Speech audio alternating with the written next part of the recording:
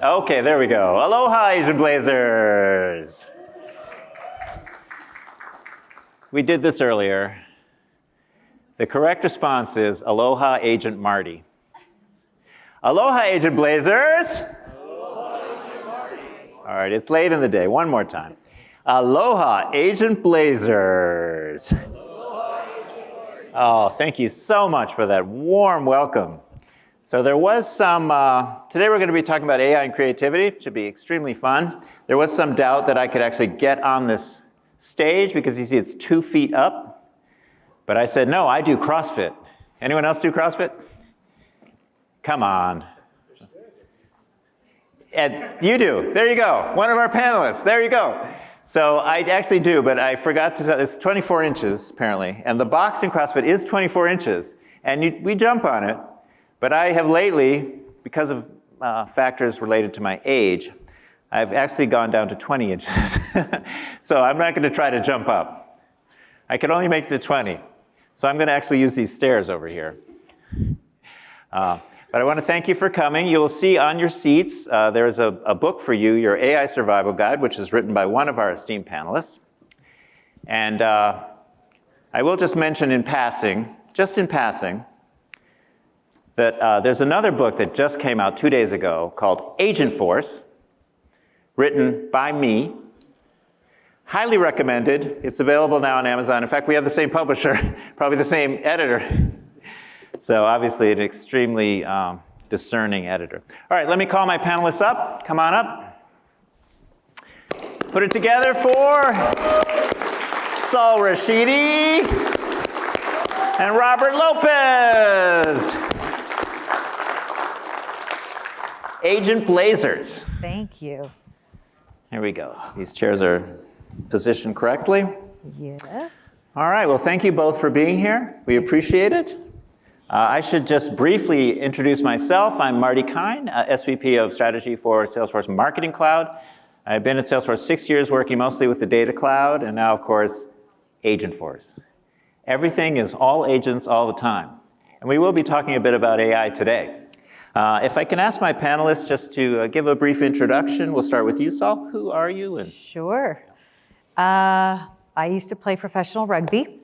I thought I was going to play rugby my entire life, and then age kicked in, and I was like, oh, I got to grow up and get a real job. So I applied to a ton, and I got accepted as a data engineer of all things, and I didn't know what engineering was, and I didn't know what data was. But I found my tribe, and it was amazing. And we built some cool things, but about 6 months into the gig, my manager pulled me aside and said, Sol, and I was like, oh, he's going to fire me. And he was like, you're never allowed to touch a lick of code again. You actually create more work for us than you alleviate work for us. And I was like, oh boy. And so he said, however, you do a really good job of talking to the business, understanding what the business wants. And so you're going to go and extract and understand what it is that they really want, not what they say they want.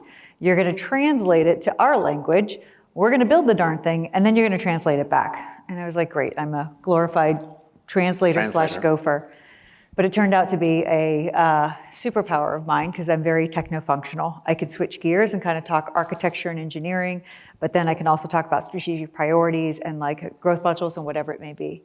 Fast forward, I went to becoming an MDM specialist, which was really random. And then it was enterprise data governance. And then ultimately I ended up running IBM's data P&L. And so I became a partner there. Then 2011, something marvelous happened. Watson beat Ken Jennings. How many of you guys got a chance to see that in Jeopardy? Like 3 of us. Yeah. Okay, awesome. Well, it was really cool when it was moment. televised. And Watson was like the first commercial AI product the business had ever seen. And I gracefully begged my boss for about 4 months. I said, I want in. You can't do AI without data. I didn't know if that was true, but I was very convincing. So he said, come on over. And then from 2011 to 2016, all I did was travel the world, help corporations come up with their AI strategy, use cases, help evolve the product, and it was amazing. So not dissimilar to what we're going through in 2023, 24, 25. Yeah. And then I got my first Chief AI Officer role in 2016, then CDO for Sony Music, Merck Pharmaceuticals, Chief Analytics Officer for Estee Lauder. Then I said no mas, because ChatGPT was released in December, and I was like, okay, AI is having its moment again, I'm going back out. So I consulted a bunch, wrote a book. It was amazing. And then I got hired by Amazon, and I was their head of technology for North America for their startups division, which we defined as anyone evaluated at 3 billion or less. So it was a lot of fun. Perplexity, Anthropic, they were under my portfolio. And then as of last month, I resigned from Amazon and said, okay, this space is moving even faster. And I went independent back into the mix again. So fast forward, here I am. That's probably the most interesting career I've ever heard. I mean, Everything's accidental. I once worked at Pop-Up Video. I thought that was interesting. But some of you don't remember what that is. You have to be over 40. All right, Robert, I see you have a golden jacket. It's good to see you again. Yes. How do I follow that? I've never played rugby. I've never written a book. I've never worked for Amazon. Use the product. It's fantastic. So I'm Chief Marketing Innovation Officer at North's Collective. We're a dynamic profit-for-purpose hospitality group in Sydney, Australia. And what that means, which is a really cool model, all the profit that we make, we've got 6 venues, 2 state-of-the-art fitness centres, all the profit we make go back into our facilities for our members, our 76,000 strong members, and back into the community. We give back around $1.8 million a year in community support to those who need it most. And what's super cool about that is we've been on this very strong digital transformation journey that I've been leading there. I've been there 13 and a half years, had a full head of hair when I started at North's Collective. And for the last 8 years, we've been on this digital transformation journey, very much Salesforce-led. And today, we give back 13% more in community support than we did the day prior to turning the lights on to our Salesforce tech stack. And really, a lot of that is driven now by AI, so I'm really excited for this panel chat. Yeah, I think AI and creativity is a big topic. There's a lot of tendrils to it, and it's very relevant in the world of marketing. I used to work at an agency. It reminds me, some years ago, I did measurement analytics, similar to you, and it was about as glamorous as it sounds, measurement. Now I think we'd be called data scientists, so retroactive promotion, but at the time it's sort of figuring out the impact of ad campaigns. There was digital ads, and then this thing came out called a dynamic creative unit, which is like a banner ad, but you could swap out headlines, and you could do testing, so swap, and images as well, so elements of the banner. And so that created a creative, it was new for the creatives, because the creatives then had to create multiple versions of the headline and come up with multiple versions of the image so that I could do some testing. So I had this meeting multiple times where I went to the creative, who was a British guy with little glasses and like a little beard, and I was like, I'm gonna need 56 versions of the headline. And he looked at me and he's like, what's the headline? And I'm like, well, I don't know, buy now and say 50% or something.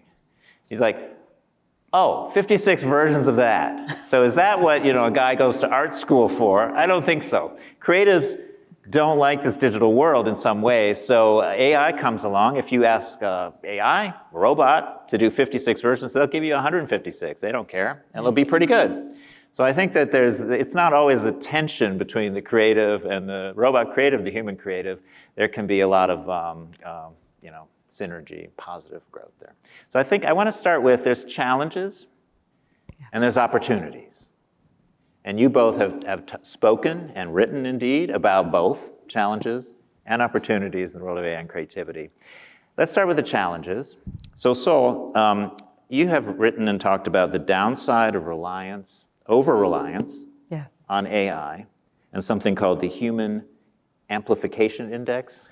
Am I right? So what is that all about? Well, it was interesting because I have 2 young kids. How many of you guys have children? Just show of hands. A lot of people, probably. Okay, keep your hands up if your kids are under 10. Like common sense, good judgment, like it's just like void. And I was like, what happened to this? Even some of the teenagers, my nieces and my nephews. And like those were the things that we grew up with. And so then I started noticing, even amongst adults. And so, I was just kind of observing certain things. And I'll give you 2 like really easy answers. But anytime we travel to a destination, what do we automatically do? We enter in the address into a GPS. Well, how many of you guys can ever actually retrace your steps once you get to your final destination? You can actually never really do it until you rely on GPS, because we've all but outsourced our recollection and our focus to GPS, and our minds wander, we multitask, we do whatever it is. Or even something as simple as if you've bought in a car recently and you have a front camera, a back camera, if you change lanes, it even buzzes. Try parallel parking in a rental car. you've almost all but lost the fundamentals of just peripheral vision and relying on instincts and how close you're getting to the curb. And like, there's just stuff that we're cognitively offloading, which is great to a certain degree, but we're also losing a bit of our mental dexterity. Now, none of these things were really an issue, but when I manage really large teams, and they're multi-generational teams, so I will lead baby boomers, I will lead Gen Xers, Gen Zers, millennials, I've got a few alphas, and what I'm noticing is that we're not just outsourcing certain tasks to AI, but we're also starting to outsource some of the critical thinking to AI. And the reliance on it is to do the work for us, not assist us in actually doing the work. And so I'm just noticing more and more of that. And nothing was bigger and brighter. And I just shared this example of, I partner with the CMOs in all of my occupations because I'm a creative at heart. I love building things. I love building beautiful things. And nothing makes me happier than adoption of something I've built. And I remember that we were going through a new product launch, and I'd given the task to a junior analyst, 5 years, 6 years out of school, and one of my senior analysts. And in 2 weeks, the junior analyst had come back with a deliverable of the consumer cohorts, behaviors, patterns, markets, channels, and I'm like, wow, this is really good. My senior analyst took 6 weeks instead of 2. So we kind of thought we had a prodigy on our hands until we got into a meeting and I started asking the whys. Well, why this? What are we observing? What are we noticing? And what I quickly realized was the bifurcation of use of the AI tools. My senior analyst was using it to create the deliverable, but not do the research and the work for her. The junior analyst was using it to do everything top to bottom, but could not answer any of the questions at depth. And so I was like, okay, we're starting to outsource not just tasks, but critical thinking as well. So there's the challenges, I would say, are potentially over-reliance. I would say outsourcing our critical thinking, but I think in general as a human population, because our to-do tasks never ever end, we are favoring convenience over comprehension, speed over substance, quickness over quality, and those are just exchanges we're actually willing to make at this point in time. It's okay if something's not 100% awesome. I will take 72% because it gives me the time to go deal with the 16 other to-dos that I have to do today. And so those are some of the exchanges I'm starting to notice across the teams and just with the kids. Well, what's the antidote to that? I say I don't want to, have my brain atrophy and lose skills. Is it to be conscious of what's going on and my reliance on the tools? I don't have an answer, but I have a few theories and things that I'm personally testing and trying out. I've actually had to slow down, which is counterintuitive because of how things are moving fast. So I will use it if I'm not a procrastinator. I'm very much biased for action. But if I get blocked, I'll use it to unblock me. It's easier being an editor rather than an author. So I will just scribble it down words of like things that are coming and what I want to do, but I don't spend time on narrating. And then it comes back to me and I'm like, okay, this I like, this I don't like, this makes sense. But I've developed the subject matter expertise so that I could apply good judgment and instantly realize what's off and what's not. But I've stopped actually short-circuiting the learning process. So right now I'm deep into cybersecurity. It's not a space that I'm a subject matter expert in, but I have to be because data security for AI is one of the biggest impediments of its scaling in a healthy way. But I'm not using AI to tell me the answers. I'm using it to help me understand what within that world I've really got to go into, because I don't think it's a space where it can amplify your ability if you know what you're talking about, but it can completely lead you down a superficial rabbit hole if you don't know what you're talking about. And then I think the third is, at least with my kids, digital time is not an entitlement. They have to play 1 minute of piano, play 1 minute of chess, or read 1 minute to earn 1 minute of digital time. And my intention is I'm hoping I'm developing both sides of the brain equally so that they could come together in a more well-rounded approach. But I spend most of my time teaching common sense and good judgment and asking them why they made that decision versus what they're learning in school. So it's changed, but I don't know if I'm doing it right. I'm just trying different things to see what sticks. I like that approach, 1 minute, 1 minute. My brother has kids, I don't, but I'm an uncle. And he raised them, he didn't really let them have any screen time until they were about 12, because his theory was, and any that he was aware of. Yeah. Because his theory was that's the the developmental stage. So. And honestly, I would have supported that, but the schools are now mandating it in first grade and second grade and third grade, and they all have to have devices. Yeah. So they're getting adopted, and they've even gamified some of the learning courses. Yeah. So they're spending screen time, and then they get addicted, and then now it's a matter of breaking the addiction. Yeah. So, Rob, a slightly different question. You said you noted that you led one of the first AI transformations in Asia Pacific. So you're very sort of agent forward, AI forward, Norse Collective. When you went through that process, what challenges did you run up against primarily? Was it challenges in the model, like limitations, or was it in the people that were part of that process? Yeah. Or both? Generally comes down to people. I mean, People, yeah. Can't spell pain without AI, and it's true. Two very Did you get important that, guys? vowels. Can't spell. I think, I learned pretty quickly that this journey that we were on, and we're on this entire digital transformation journey, and the AI focus for let's call it the last 6 months for us, is one project within it. But I learned it wasn't solely a tech project. It was actually becoming more of a trust project. It was becoming more of us needing to be storytellers and tell that story to our internal team, but more so than that, our members and our community. Because we're all of a sudden, we were going to be available 24/7 to them, to our members, on digital channels. They could look up their data, they could change their email address, relocate a dinner reservation, all through the agent. And what we learnt was we better make sure that we are educating our internal team so that they don't have a fear that they're going to lose jobs or whatever. Actually, we're enhancing your roles. Contact centre right now have got so much more efficient. We've reduced their inbound calls by 10%, giving them back the time to focus on the high value calls, and they love that. But we had to take them on that journey. And like any digital transformation journey, you've got to take your stakeholders on that with you. And we drive a Maserati as a hospitality group. We've got Salesforce behind us. It's a beast. We've got a Maserati, but you need someone driving that. Everyone's in the car. We're all on that journey, but we've all got to understand the why, and it is that why. And so for us, our community is our why, and on this sort of AI journey that we're on, it was really stakeholder management for us in that change management piece, so that everybody understood the why behind us bringing this technology in. Now, to shift to the positive side, so there are challenges, we acknowledge that, and there are others that we haven't mentioned. You mentioned security earlier. But on the positive side, Sol, can you think of an example where humans and AI were better together, where they did something or performed some task, and it turned out better than it would have in the past? Humans alone. Well, everyone remember the original intent of artificial intelligence? Like, back when Watson was launched, we went to market with two sectors predominantly: financial services and healthcare. Yeah. What do they have in common? Regulation. Yes, that's what slowed us down. We underestimated that. Yeah. A lot of data, a lot of cash, both ecosystems, a bit of a mess.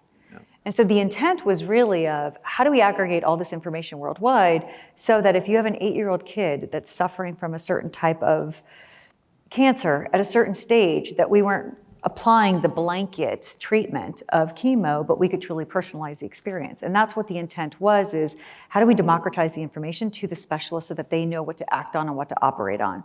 And so if I fast forward right now, you could be a subject matter expert, and it doesn't matter what you're an expert in. It could be filmmaking, it could be cybersecurity, it could be ad tech, it could be anything. It does have the ability to supercharge what you're doing, but you have to have the foundational knowledge of that subject matter expertise. And so it can amplify, it could facilitate, it could accelerate, there's no doubt about it. But the downside is if you end up outsourcing too much of it, then you could stop the process of thinking and creating and being a problem solver, because you're just gonna outsource to it. I think the other aspect of it is, this could be a bit of a progressive topic, but I think we're going to market wrong with AI. A lot of times you'll hear a lot of firms say, we're gonna find you 22% productivity, and that 22% productivity is going to translate into 22% headcount reduction, we're gonna decrease your OpEx, it's gonna improve your P&L, and it's really spooking people out. Now, I've done over 200 implementations in my lifetime.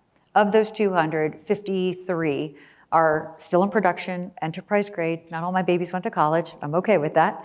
I have never let teammates go as a result of it, because the reality of it is our backlog of things that need to be done never end. And so I ended up reprioritizing any efficiency or productivity gains, was reprioritizing them to the backlog. Or there's a new product launch, there's a new growth division, there's new experimentations, we're standing up an innovation lab, and you need the knowledge workers who have the historical context to be able to apply it towards those new growth areas. And so I actually see it potentially expanding people's opportunities to be able to move and switch. I think the third big opportunity is being technically ignorant is not an option anymore. Everyone has to be technically native at this point. And I know that there was this bifurcation of the techies and the non-techies, and we can't just outsource IT anymore. It is fundamentally our jobs to understand and to learn. So it's also accelerated the inability to be complacent, the inability to stand still. This is agitated folks to fundamentally start learning at your own pace. We're still in our infancy stages, believe it or not. But I think the opportunity is to grow if you capitalize on it, but you can't sit by the sidelines anymore and just keep outsourcing the work. Yeah, I think, at Salesforce, we have Agentforce, clearly, and we were in the agentic space for a while.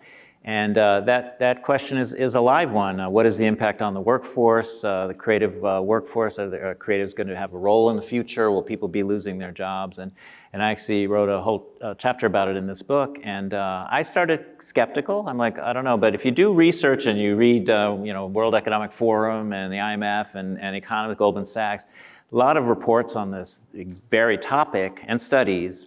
The consensus seems to be that, in fact, it's not bad news for the workforce, that when a new technology comes along, there is widespread fear of massive job loss. And this is true every time there's a revolution. When computers appeared, when the internet appeared. But what happens is these new technologies do disrupt, but they also create opportunities that weren't easy to forecast. For instance, today we have app developers. 20 years ago, what's an app developer? Or 30 or 40 years ago. So there are whole new categories of work that become available, and I think that we're going to see that in AI as well. And you're right? If you take a look at Goldman Sachs, it's grim, but they said 85 million jobs will be displaced by the end of this year. The World Economic Forum says 350 million by the end of 2030. And I'm like, that's 6 months away, and that's 4.5 years away. But I think the key job creation as well. Yeah.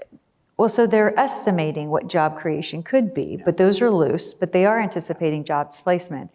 And I think the difference between the past technology and innovations versus this one is, this one has the ability to reason. This one has the ability to understand context. And the ability to reason and think critically is what always differentiated us, which is why that's a muscle and ability we cannot lose in this space, which is why I'm trying to teach folks in my team or my kids to self-govern how much of the critical thinking they actually outsource, because it does have the ability to reason. So I think there's that healthy tension. I think there is an opportunity for job displacement for commodity-based jobs. How many of you guys have created data factories or offshore factories in India, Malaysia, Singapore for the commodity-based work that we wanted to do because we could lower the cost per unit? We're seeing impacts there already, but not necessarily onshore right now. But I think the question everyone has to ask is, you are of value now, and you will be of value 2 years. But what are you going to do to continue to provide that value in 4 years as these things advance 1% every day? And my challenge to everyone is, are you advancing 1% every day? Because at this rate, you're going to have to go 2% to make sure that you're relevant, you're viable, and that you can contribute into the workforce in 3-4 years. So Rob, and at Norse, how do you apply AI to creative? And do you do creative there? Or do you outsource that? Do you have use cases for the use of AI in the creative space? Oh, look, definitely. Okay. The team, I lead a fairly young team. They make me feel young with all their terms that they use. They said I've got Riz, and I never knew what that meant. What is that? What is it? Charisma.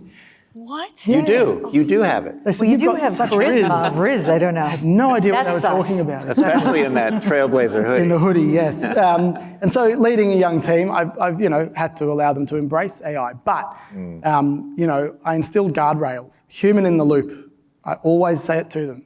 You've always got to have a human in the loop. So a good example for us, we're a growing business. When I started, we had 2 venues. We've now got 6. So, and we grew those 4 new venues in the span of 5 years.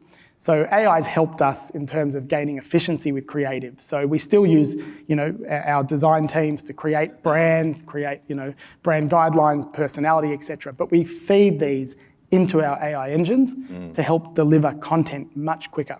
But I do say to the team, when I see that dang I don't know what you call it, extra long hyphen in any social media posts that ChatGPT spits out all the time.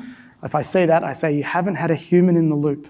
You haven't read the post, because in the end, we know our brand. We can give as much documentation, upload as many brand guidelines as we want to our AI engines, but in the end, we know our brand. We live and breathe it every day. You can never replace that human. You just can't. We have that emotion. We've got that connection to the brand. AI will never have that connection, ever.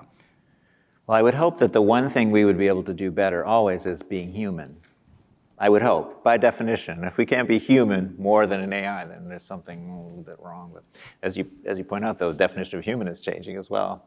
So in terms of creative, so I know, as I mentioned, I was in the agency world, and I was on the analytics side, but I did work with creatives, and there was always someone called the account planner. And the account planner, that was a newish role, but their job was to come up with the big idea. The big idea that would kind of kickstart creative and get a campaign going. And it was I met the guy, if any of you remember the ad that was the most interesting man in the world, it was Dos Equis. Remember the guy had the eye patch? Yeah. It'd be hard to think of a robot coming up with that. It's so weird, but it worked. He's like a really interesting guy. And the guy, he had that big idea, and he kind of wrote his whole career on that. But my question is, I'll start with you, Sol. Do you think a machine can AI come up with those kind of big ideas that can really motivate a campaign? I mean, is that? So my response is going to have an evolution. Yeah. I think if you take a look at us 5 years ago and us now, shows like Ted Lasso are not AI generated. The plot, the storyline, the character building, the emotional connections, and just like... Too quirky. It's too quirky. It's not scripted. And you can't even cast a character. Like, you just can't even cast something like that. So it does require human ingenuity and creativity. And the Screen Actors Guild went on massive protests in 2023 and 2024 because the studios were like, well, we're going to decrease your pay because now you have AI agents. It's going to expedite the writing process. And they're like, whoa, time out. Are you kidding me? One, you guys are demanding more of us. So if anything, we're going to use AI as an assistant. But two, it does not replace our creativity and ingenuity. And they gave a list of like a dozen shows that are like top 10. And they're like, none of these could have been created by AI. So if you're going to do that, we're going to go on strike. And they did, and they won. That's now. But we, for whatever reason, have decreased our threshold and tolerance for quality goods. We are very consumer-oriented. We are very content-oriented. And we are all about churn. And we've now accepted AI slop. You guys can read this on LinkedIn, people creating images on AI are like, how does that even relate to the content? Or you just said, someone's copying and pasting from ChatGPT, and you can see the ChatGPT breaks, and it's like there, and you're like, come on. That's pretty lazy. But we're choosing convenience over comprehension. And so I think our acceptability thresholds have decreased, and we are just accepting more of it. So I would have said 5 years ago, no way. But now, because our standards are starting to go down and we're not demanding true depth from the content and from the things that we're seeing, I unfortunately feel that we are going to be accepting more and more things that are going to be AI generated that may not be as creative. And I think that's why everyone in this room, you may feel like you're just catching up. You may feel like you don't have impact. You may feel like you're just a spoke in the wheel, or why does this apply to me, or it's too big for me. But the fact is, everyone in this room has the ability to influence how this turns out. Because I always say, startups and big tech companies, yeah, they shape the world with what they created. But enterprises and the companies that will belong to, we're the ones that run the world. And so we get to demand what is acceptable and what's not acceptable. And that's what creates the adoption thresholds, and that's what creates scalability. And so I think if any of you guys ever feel lost or like this isn't relevant to me, how you teach your children, how you teach your nieces and nephews, how you teach your teams, what your standards are all going to matter completely in how this unfolds in the next 3 to 5 years. So I encourage you all to take that to heart and start applying those standards. So do you, Rob, do you think there's a role for people then going forward in the creative process? Definitely. Yeah. People will be at the heart of creative. Yeah. I think I like to use the term, automate the repetitive, not the remarkable. Yeah. We're there for the remarkable. AI didn't create Seinfeld, the best TV series in the history of TV. It just didn't. Two guys created that show. AI couldn't. Show about nothing. Show about nothing. A show. And it about wasn't popular, and it was very hard to pitch in the beginning. in the beginning. But look what happened. AI, Even humans not didn't involved. like So you're always going to need humans in there, and you're always going to need to make sure that you're not relying on AI to do the whole creative process. Automate efficiencies. There's so many efficiencies to be gained. No matter what realm of marketing you work in, there's efficiencies galore to be gained with AI, but you've got to always have the right people in the right roles and in ensuring you've got those guardrails in place. As a company, Salesforce trust is the number one, value. It's our number one value. That's why we partnered with Salesforce. One of the reasons was because we aligned on that value of trust and other values like innovation. And customers come to you because they trust your brand. There is a brand trust there, and how we use that data is really important. So I think as marketers, we always have to ensure that we've got people involved in all creative. There was that whole thing around, I asked my team members to come forward with campaigns they didn't like.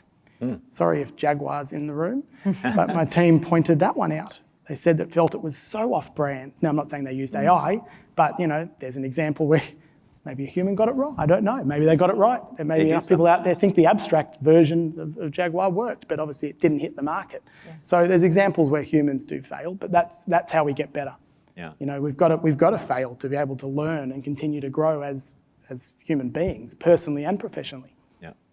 So I think we're talking about creativity and AI in the context of marketing and marketing technology, and that's different than creativity in the abstract. Right. We're not talking about artists at home dreaming up, and that's a separate topic. I think we're talking about a kind of a factory or production line where we're developing creative words, images, and so on.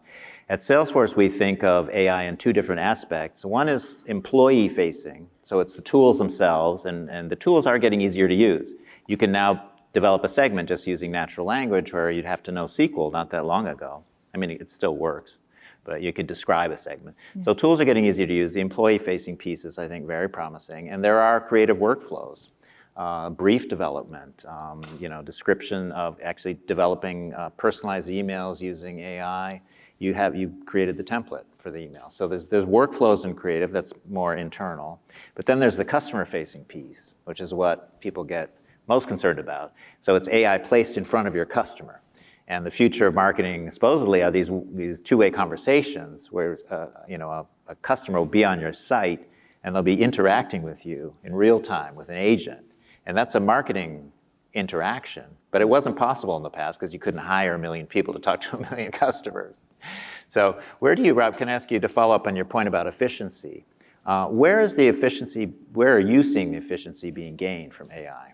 In your internal processes? In our internal processes, the contact center to date has reaped the benefits of it. Contact center? The contact center, the fact that we've reduced 10% of their inbound calls year on year because these agents are handling them. And what I'm loving is that one in every three agent sessions is actually happening between 7 p.m.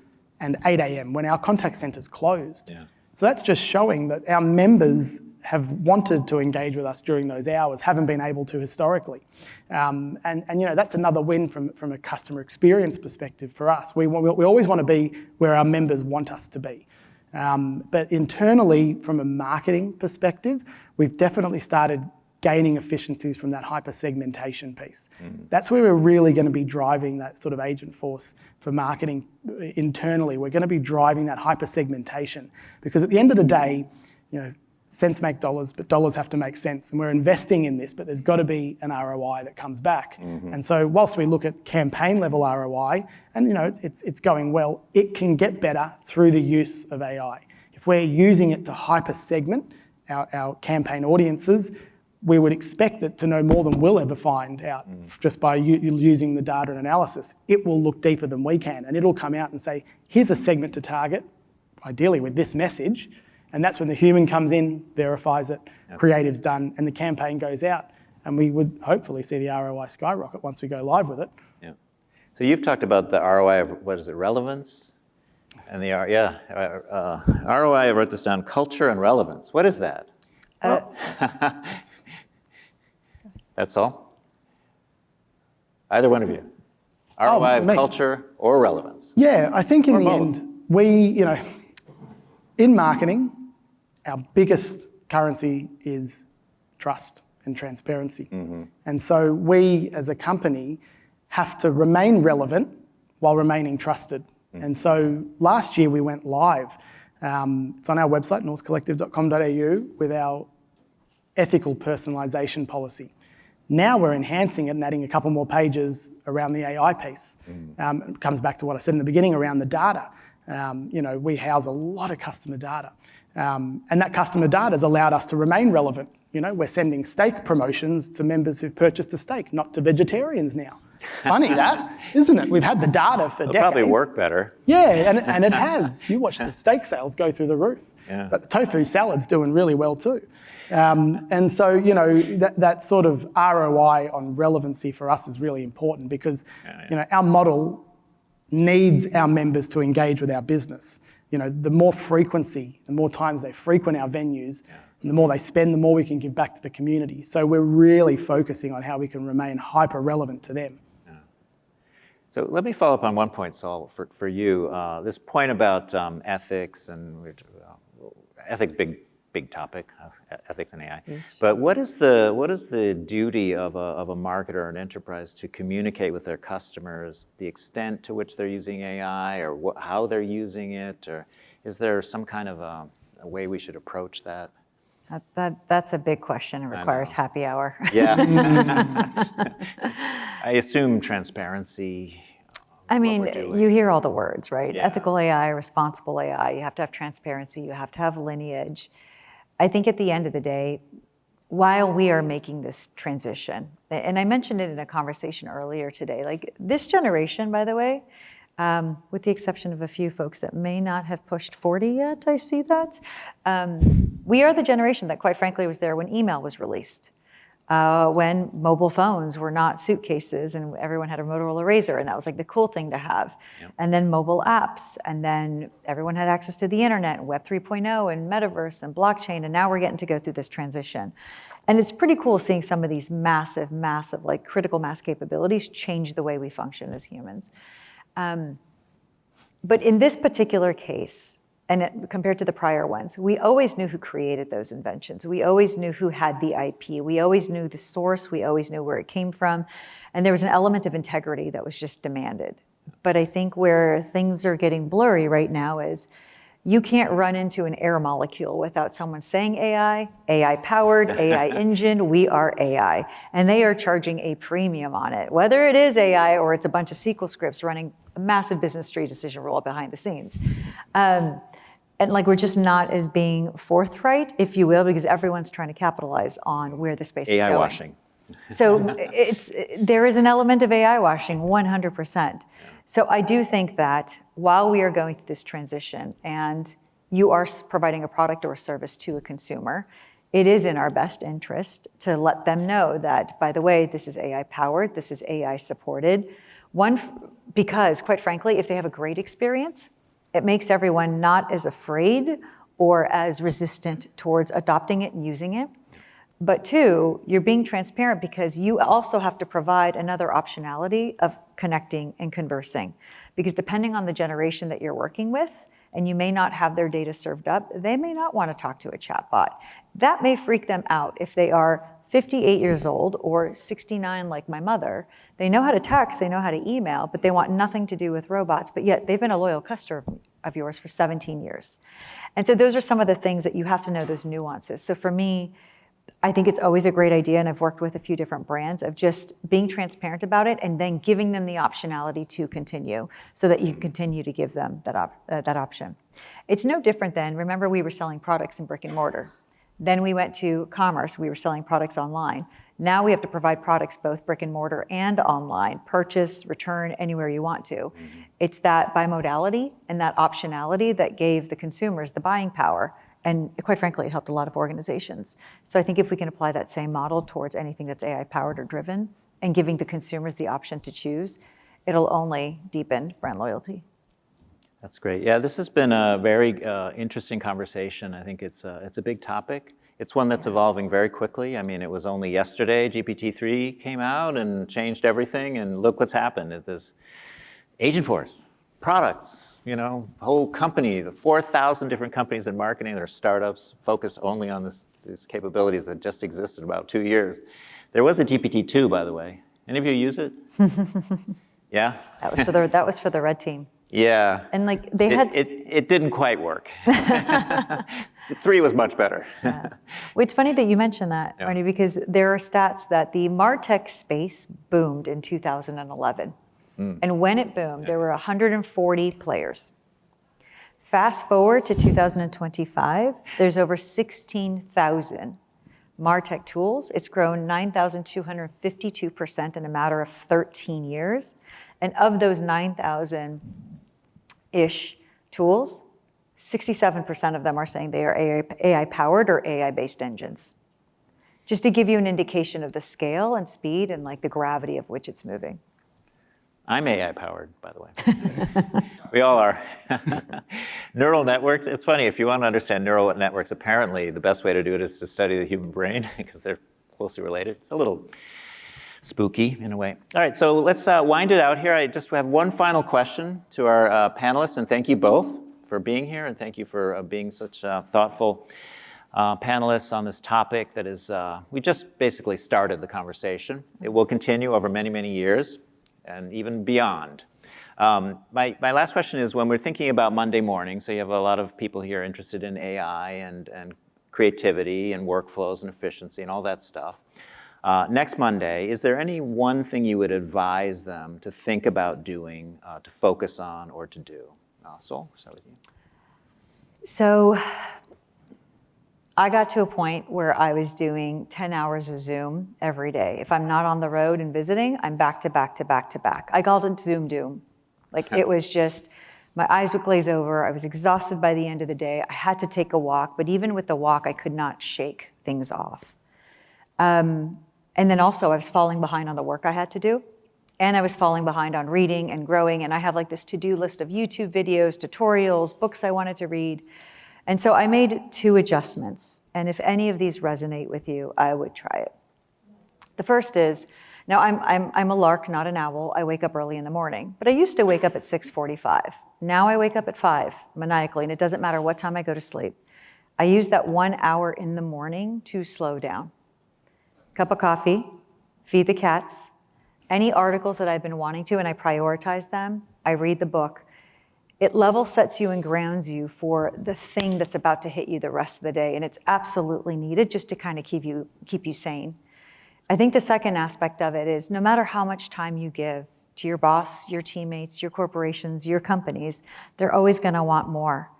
I got in the habit of time boxing, DNS, do not schedule, and 2 2-hour segments every single week. And I would use those 2 2-hour segments to read an ebook, learn something new that was passed over, study something that was relevant to my job or what was relevant to the team and the project then and there. And that helped me not feel like I was constantly behind. I didn't know everything, but just basic time blocking, 4 hours a week out of the 40 hours. And yes, sometimes you'd have to flex and change because your boss wants to hop on, you're getting called into a board, totally get it. But carving out that space and time just to read the stuff that keeps getting thrown into your inbox or the list of to-dos because of Instagram or LinkedIn really actually grounds you. So it's not go check out this fancy tool. It's actually find your grounding zone and do not compromise on it, and then block out time on your calendar just to learn, because the pace of change is insane. And just to give you a few more facts and figures, because I am a data person, in 1900s, information was doubling every 100 years. In the mid-1900s, 1940s, 50s, information was doubling every 25 years. Right now, information is doubling. Last quarter was every 12 hours. That stat has now changed to every 6 hours. We as humans are not algorithmic. And so it takes us time to learn and process, but we have this unique and magic ability of cross-pollinating patterns and information that we don't seem exist, but they kind of do, and that's kind of where our creativity and our ingenuity kicks in. But you have to take the time for yourself to learn and study in this insanely fast environment. So very simple to do, but you have to be disciplined in doing it. That's great advice, yeah. How about you, Robert? How can one become a trailblazer, an agent blazer, starting Monday? Starting Monday, gosh, no pressure. I think in the end, start with curiosity, not control. I think we all feel like we have to have so much control over everything, but in the end, do we really? I mean, even when we look at our AI rollout, there was a lot of testing, learning, pivoting. We have to be agile. You have to be agile these days. You've got no choice. But I think if you start with curiosity and solid use cases, get your stakeholders on board with your AI journey as well. Get their buy-in. Do the due diligence. Your change management is critical with a journey like this one. I think you're set up for success. That's all on Monday morning, by the way. Don't ask about Tuesday, because that's a whole other day. It's a lot to do. All right, well, thank you both very much. Let's give them a round of applause. Excellent. Great conversation. We want to thank you. Just a couple plugs here. I have a session tomorrow on Agentforce. Check it out. It's all about Agentforce for marketing. And then the marketing keynote tomorrow as well in the morning. Steve Hamm is going to talk about what's coming up with Marketing Cloud. So thank you all for being here. Thank you. Thank you.